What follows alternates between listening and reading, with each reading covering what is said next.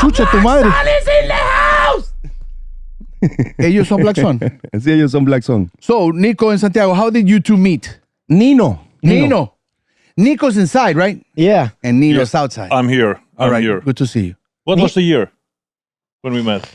2016. Yeah, and in Helsinki. Helsinki in my studio, Sonic Pump Studios. What were you doing in Helsinki? So we took this crazy decision of flying to Helsinki to record an album there because High Noise Studio was not available back in the day. So we said the only place that we can record a professional heavy metal album, it's where the most per capita heavy metal bands in the world are, which is Finland. I didn't know that. Yeah, so I think it's a fact. Like, you can Google it up, but so we decided to fly there. And we land in this place, and the manager of the studio, which is Nino, we've already exchanged a couple of emails. So we knew who he was. We knew he was in the band called Thunderstone. And we were acquainted by email. But when we arrived, Nino was partying in Ibiza. And No, in Gran Canaria. Oh, Gran Canaria. Facts, man. Facts. Okay, I'm In sorry. Gran Canaria. You were Yeah. So you were not managing in the studio at the time. No. I was somewhere else totally, like partying, like you said. You look like a very big party guy. Sometimes when it comes to that, yes. But then you have to pay the price, and then you cry, and then you order a pizza and wait a couple of days, and then you party again. You gotta come down. Yeah. Yeah, that way down is really bad, and then you have to party again. So Every year it gets worse and worse, but I'm still hanging there. So That's good to know. So you were. So we met after he finally comes back from Gran Canaria. We have destroyed their studio. Well, we behaved, but Nicolas and Christopher were a little bit more in the party mode, and we got shut down by people working in the studio. And we got an email from Nino. Hey guys, I am not there yet. I have people telling me that you are being too loud, and they were like, "Come on, man, this is heavy metal. It has supposed to be loud." But in any case, we started behaving a little bit more. And then finally Nino arrives, I think a week and a half before we finish recording. He was very worried that we felt like we had not achieved what we wanted to achieve in Finland. And Finnish people have this feeling, correct me if I'm wrong, but they are very proud of Finland, and they are very proud of what they do. And especially Nino is very proud of his studio as well. So he wanted to make sure that we were doing all right. So he started helping us in these last couple of weeks to try to finalize our album. And that's when things really started, becoming more than just a professional relationship. And we started becoming real closer friends. Yeah. And in what moment you went all together naked to the saunas? Actually, I want to know that about Finnish culture. Finnish culture, because Nico was telling me that it's normal that you can They go have saunas everywhere. Oh, everywhere. but they go naked.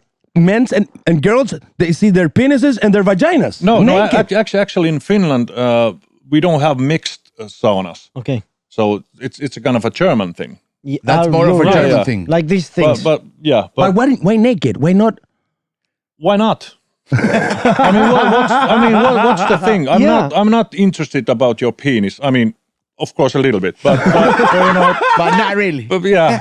But you're not sizing it. It's not a competition. No, of course not. No, it's a cultural thing. I mean, since I was like this small, I went to sauna with my parents.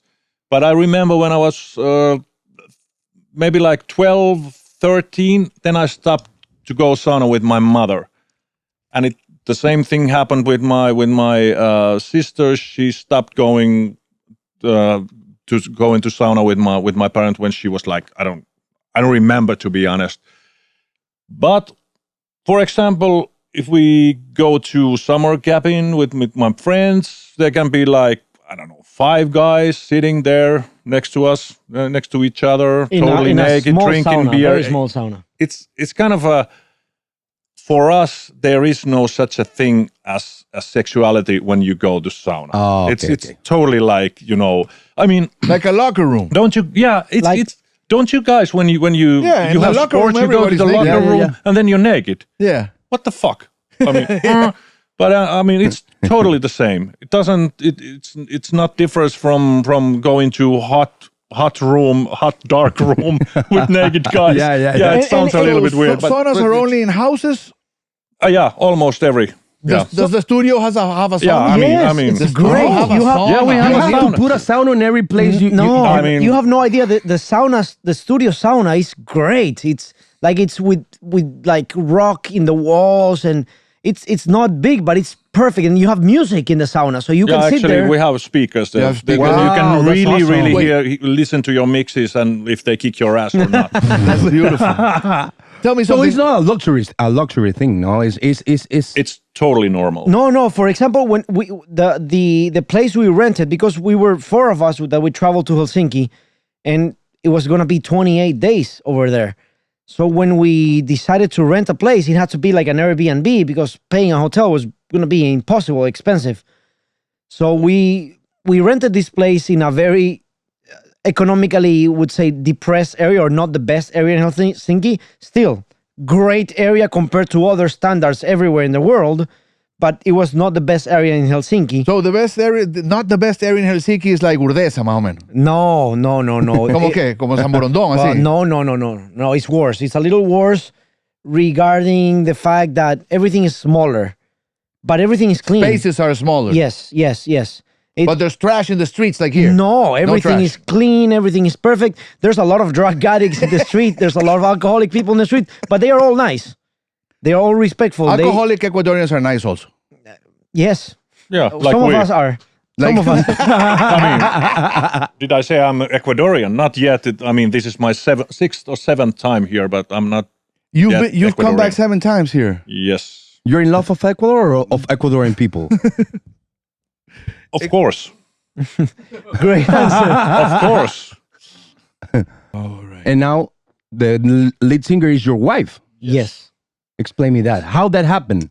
So it actually happened in that trip in the studio. It didn't happen there. It wasn't born there. It was an accident. But we met.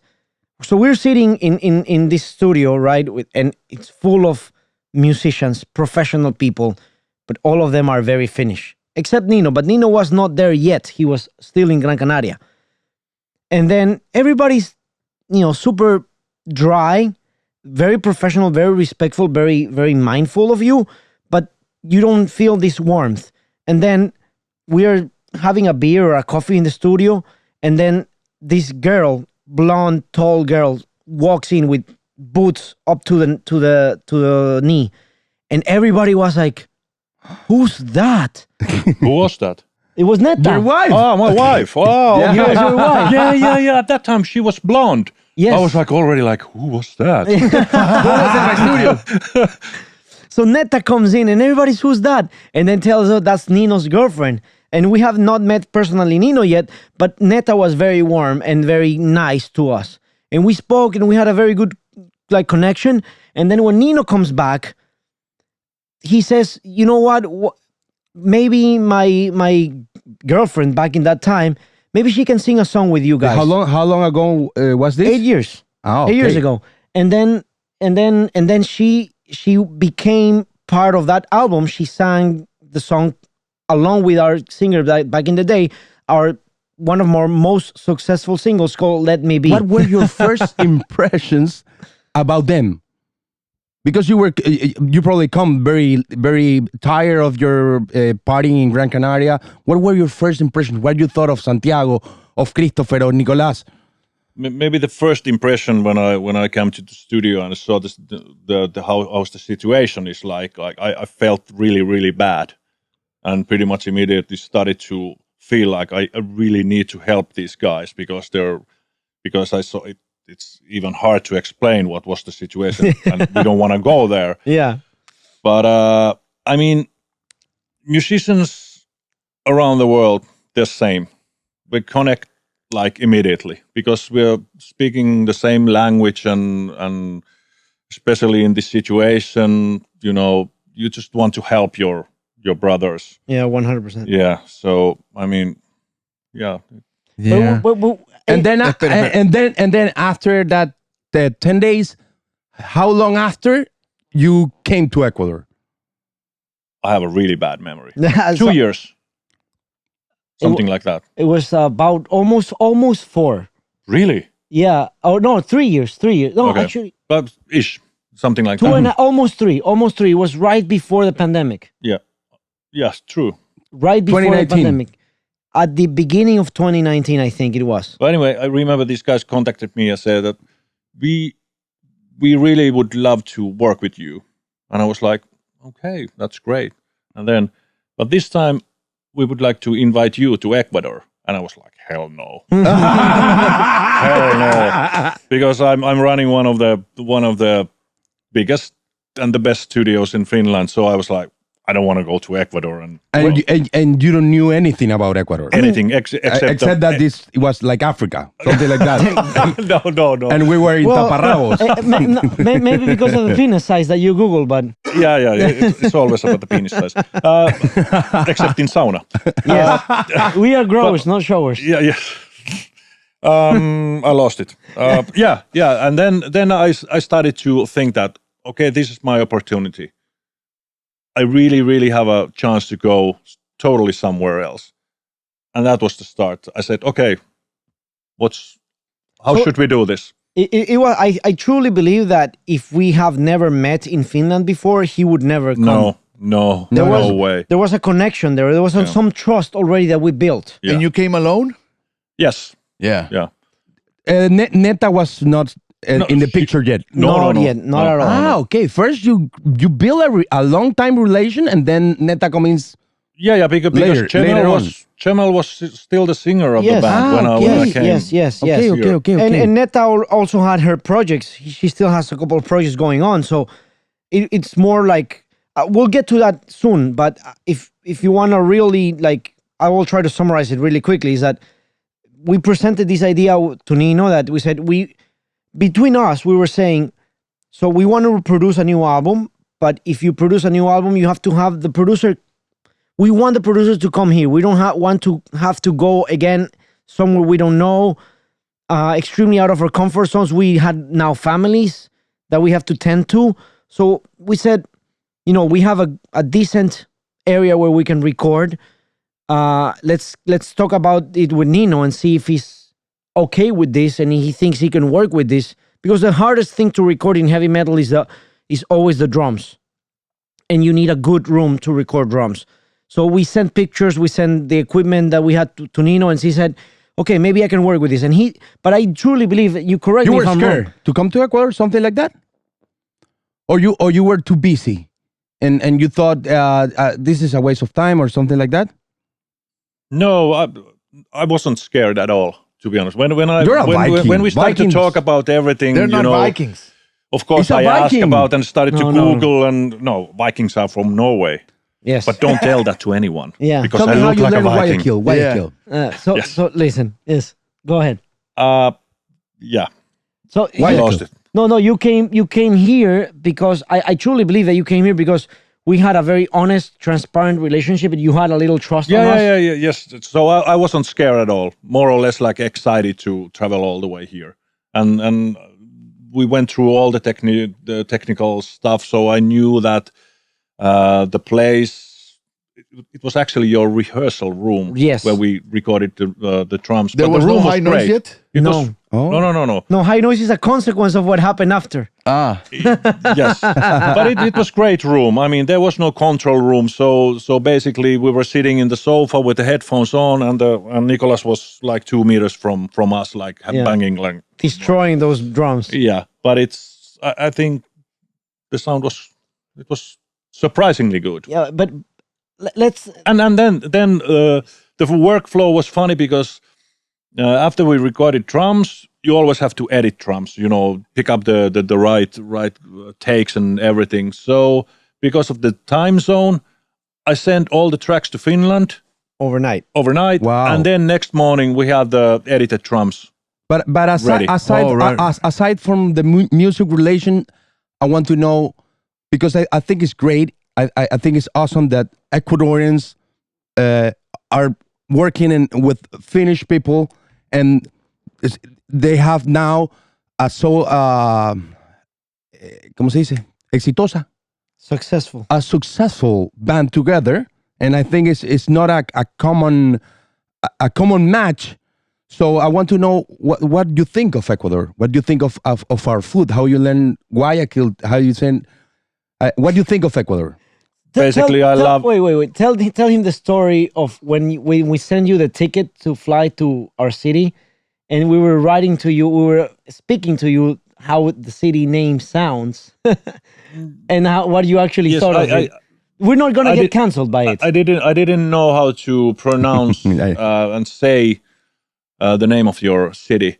Guayaquil. Yeah, because in a way, Finnish people say, because we say every letter like it is.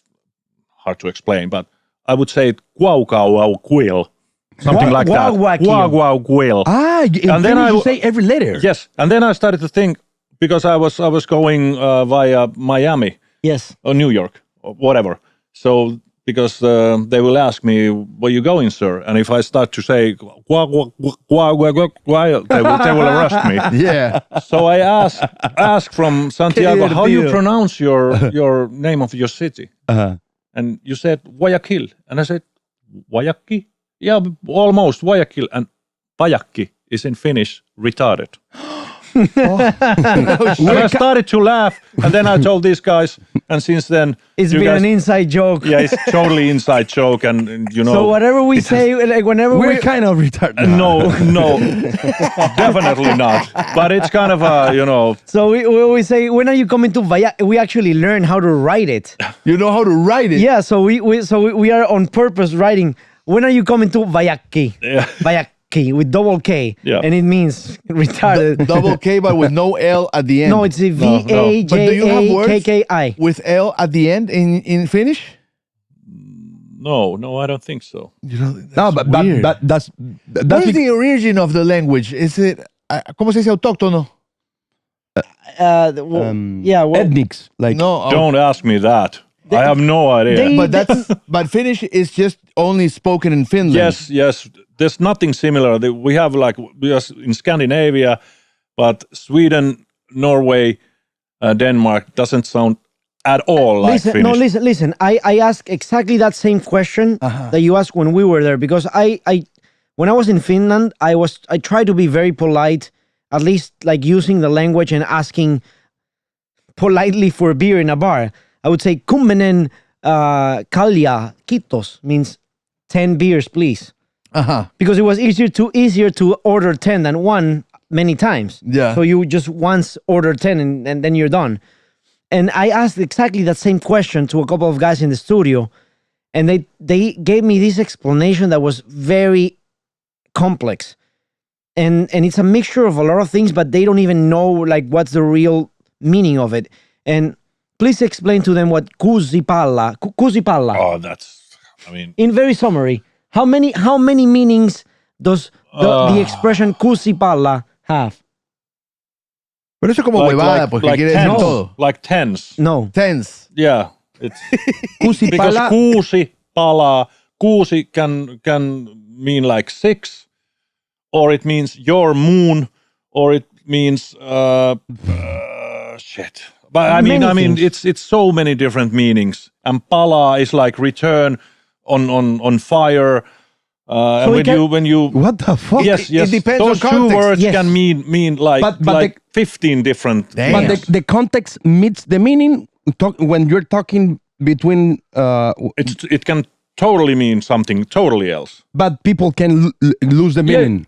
No. Or You always know They when know- you Yeah. no. You always know. But if you're what a you mean. foreigner, you're completely screwed. Yeah. Like there's no way you will find out. But that's beautiful that it's amazing to us that you have a language that is all your own and that was always there and that came from some forgotten roots down the line of humanity. That's Yes. crazy shit. One- And the best thing is that 100%. when we speak that language of ours, no one else No one else understands understands. shit. Wait, Está increíble, ¿no? Te lo juro, people no tienes came- idea lo que es esa vaina. Finnish people come from Vikings or no? No, Because no. you look like a perfect Viking. I will cast you for Vikings Valhalla. I will cast you for everything. I mean, he doesn't look like Ecuadorian. Exactly. He looks like Don't Oh, say it. him?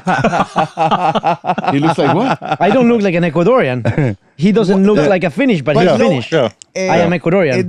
That's flaky. Like what? I don't know what Ecuadorians look like. Exactly. yeah, exactly. There's a lot of For you, we're too mixed to know how what an Ecuadorian Ecuadorian look looks like. How Ecuadorian look like? Yeah, that's a good one. I mean, for me, it's like everyone here. Yeah, this is a great Because mixture there's of a lot Ecuadorians. of different looking people. you could not recognize Ecuadorians. If No, they're- I don't think so. No, I don't But think we so. can recognize each other from blocks away. Of in course. Sweden. Andres, we can recognize you if we're blindfolded and you speak, we know who you are. No, that. But I know Ecuador. Everywhere I go, if I'm in a subway, I see a guy on the other door, and like, damn, that guy's from Manaví. Yeah, I mean, it's the From same. Manaví. He looks Manaba. You know Manabas? No. You know No. people from Manaví? No. No, he's been in Quito, and where have you been in Ecuador so far? Malecon 2000. Yes. That's the weirdest name for something ever, right? What the fuck does that mean? Malecón. I don't know. But he loves it. You know he what likes means it out there? Yeah, I You was there this morning. Oh yeah. Yeah, walking and a little bit And running. yesterday also. Yeah, right? I mean every day because the place I'm staying is next to Malecon. So You like those lizards? You've seen the lizards in the yeah, streets? of course, in the park. Those are nice, Every right? time I bring one more Finnish guy with me, we always go there. To the park. Yes. All right. Yeah. But listen, Andres, this one's for you to kind of have a special conversation with Nino. I know you love food, but I think Andres is more in love with the culinary things. Yeah. Nino is He is. in love with a couple of dishes that we have presented to him over these 6 or 7 times he's come here. But the funny thing is that every time Nino comes, he always brings another Finnish person along with him to meet Ecuador because he's so in love with our culture and with our food and of course, we are brothers. We really are. And it's like a family. So it's not only about Ecuador, but it has to do a lot with Ecuador. But What are your dishes?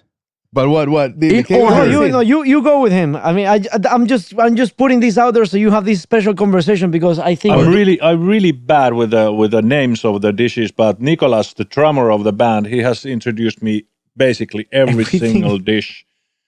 But explain. But one thing I don't like, but it's not Ecuadorian, but how you say, coriander. culantro. Culantro. Perdón, mentira, Culantro. mentira. That's something. Yerbita. Yerbita. You don't Yeah. like yerbita? No, I'm le that gusta- part of the people that There is a population in the world that doesn't because like it tastes like a soap in my mouth, like soap. like a soap. Oh, okay, I get Like it. what? Soap. Soap. It's like people. Some Hay people. gente que half no le of the gusta el people. culantro.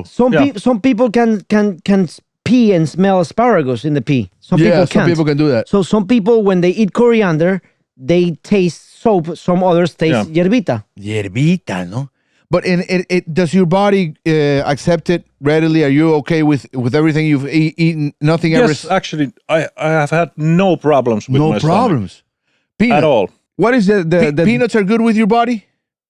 Totally. Yeah. Do you have peanuts in your Finnish Yes, in yes. Finnish dishes? Some of them. So Yeah, okay, yeah. that's But cool. like here, like a paste. No, nothing Like a puree. No, nothing like that. No, we actually.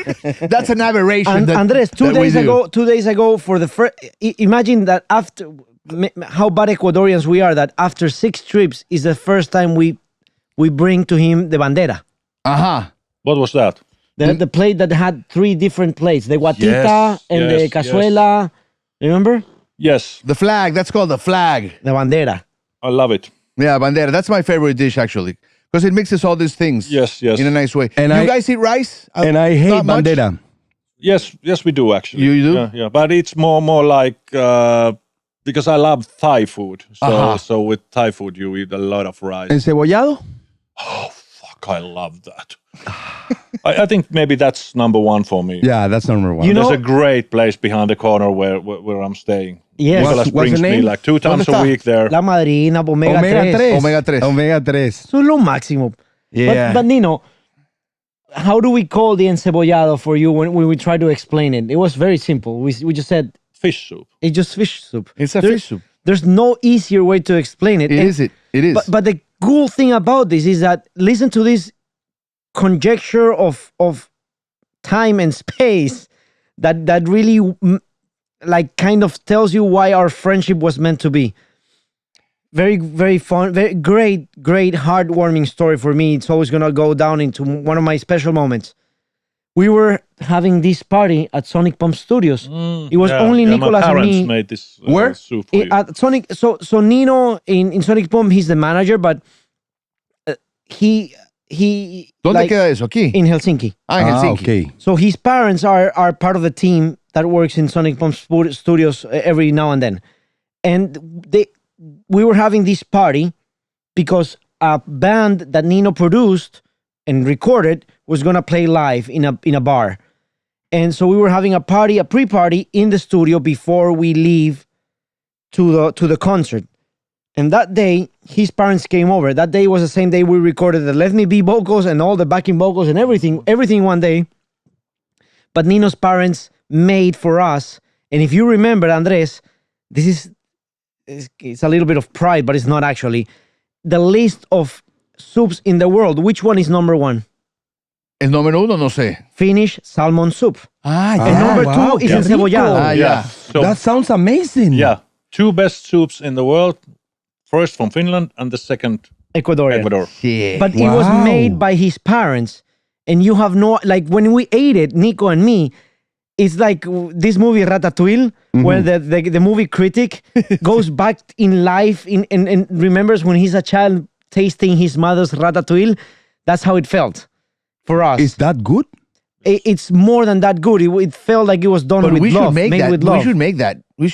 We could make it. The thing is, I would love salmon to is make not. Claro, let's do it. The thing is, for them, salmon, for them is exactly the same as encebollado. It's their local fish put in a soup that has, their local That is not only a soup, ingredients. it's more than that. Yes, Because for us, encebollado is not a soup. It's like a main dish. Yes, there's no That's beautiful. way. There's no way two Claro. more extremely different cultures can be bound together by something so similar. But I gotta find out about that Dude, thing. ¿Cómo se llama ese? But wait, Salmon. I have... Salmon soup. Hey, But how do you say it in Finnish? Lohi. lohi. Yeah, Lohi. Hey, if you have to choose, I know it's hard. No le hagas eso. No, eso está it's ahí, hijo de salmon puta. soup. It's salmon, but because you enjoyed more that encebollado, putting aside that you have always eaten. I still would go for lohikeitto, which is salmon lohikeitto. soup. Lohi what? Lohikeitto. Oh, well, we're talking in English at maximum. No, Let's go with Finnish. Aquí hay lojiqueito. Aquí está lojiqueito. yeah. Aguanta. It's creamy, but that one's creamy. Yes, Yeah, it's creamy. yes. But it's it's not creamy. too creamy. It's not extremely Ya te doy. creamy. It depends on how you make it. Espera. It depends. You can make it like without cream. Yeah, also. your But parents- I prefer the Hey, the then, creamy you know one. what's the next step? The next step, and it's not that hard, is that you learn to do encebollado and go and do it to your people there. True. It's not that hard. Oye, what is They just have leeks? to find ¿Qué quiere the decir tuna. leeks? L-E-E-K-S. Y albacora. ¿Ah? Ah, sí, qué bruto. It's just hard. Sorry? Leeks. What does leeks mean? It's in English. L-E-E-K-S. It's in the soup. Es un tipo de hierba. Es un tipo de hierba. De alga, creo. No, wait, leek. No, qué cojudo. Chaval. Mira esa foto. No, es como el puerro, creo. Creo que es como el puerro. Como el puerro. Creo que- It looks good. It looks really good. It looks like...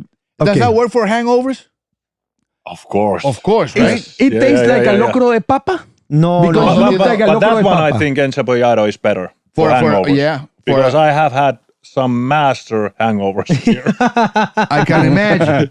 If you've been riding around with these guys, you don't know why I have like a problem imagining Nico in Helsinki. I cannot imagine him too. Right? It He would be like a little kid. like a crazy thing just wandering around the streets. It must be beautiful. Like a monster, no? Just doing his shit. No, but he looks. Look! It must so be great. Stupid, like. He's like Nico. Pero ¿por qué no lo Like Nico, atrases? No, me encantaría verlo ahí.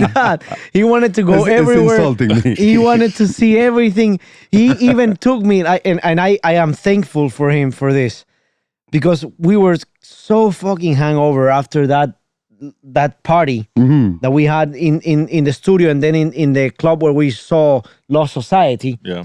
And then the next day, he was pushing me to wake up and call Finbox so we can go meet the owners, so the owners tell Carmela to mix the album. Yeah. He did that. But mainly because he wanted to go and see the place where these albums were made, because you know how he is. Yeah. Nico, te amo. Yo creo que Nico Nico tiene que ser un gran compañero de viaje. Yo sí me iría a hacer un tour Sabes que de Helsinki. in English, so my friend here, the editor, doesn't have an extremely hard time editing. My first trip that I did as an adult without parents or anything, and it was to Europe with Nicolas, and we had an amazing time around Europe. And since then we became like roommates everywhere we go, because we understand our nuances and we know how to deal with each other's bad things, because we all have shitty things. But it was we were even roommates in Finland. With who of the band, Santiago, Nicolas, and Christopher, is the one that you go the craziest when you party? Nicolas. All three. They party at the same. It's kind of a, because the best party is when all these three are together.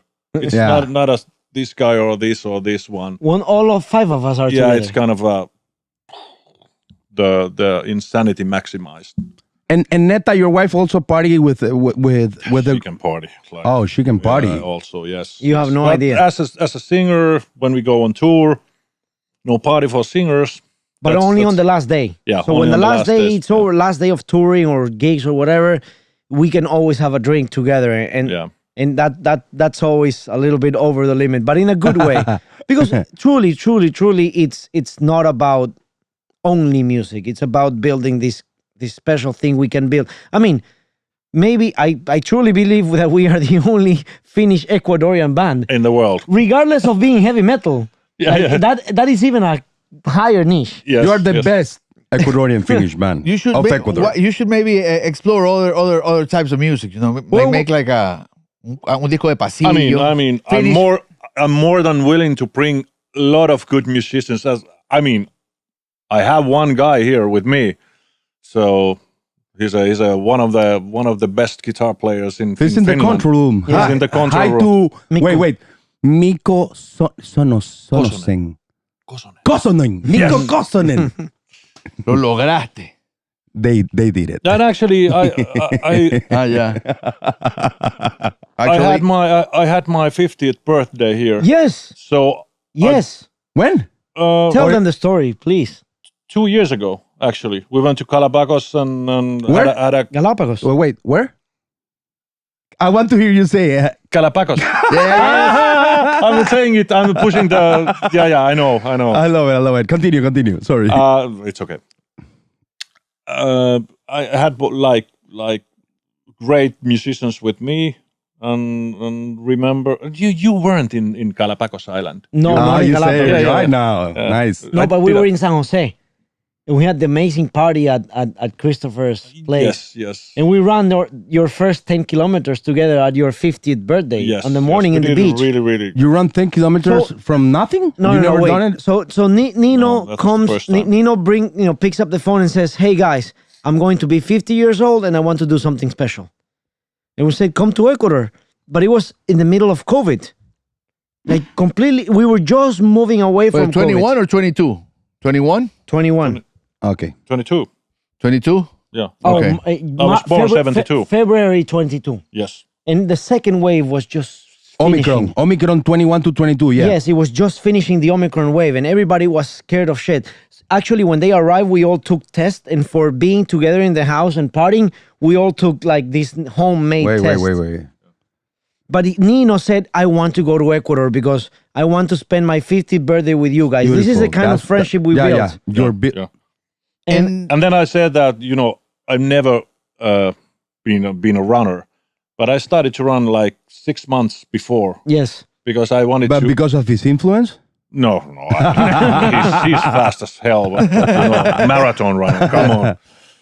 So anyway, I started to rehearse, and then on that morning we did it.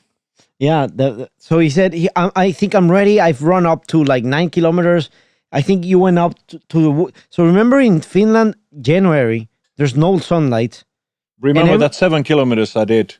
In the ice. Minus 13. Minus 13. Wow. And I sent the picture. Remember my face, like my beard and everything was like I looked like a Santa. Everything was ice. Ice. Everything like my was whole ice. face. And I was like, if you did that, you're going to nail these 10 kilometers in the beach. Yeah. And so we did. I mean, unfortunately, the thing is, he got a little too drunk the night before. So he almost got dehydrated. I took it really, really easy, to be honest. But you're still drunk. You run at his pace.